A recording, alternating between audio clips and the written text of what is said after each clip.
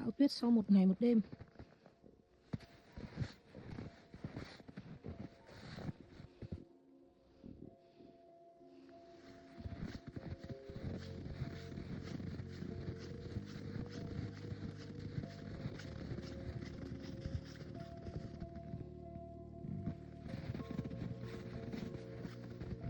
Anh xã đi làm về xử lý chứ bạn Ngọc không thể xử lý được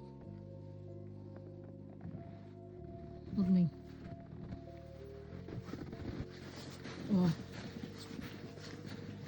Sâu quá trời luôn, phải lội ra cho gà ăn.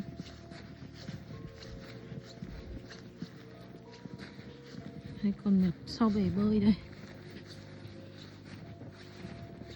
cửa sau đây. Xong đây bạn Ngọc sẽ xử lý cái cửa sau thôi, còn đằng trước thì anh xã đi làm về sẽ xử lý.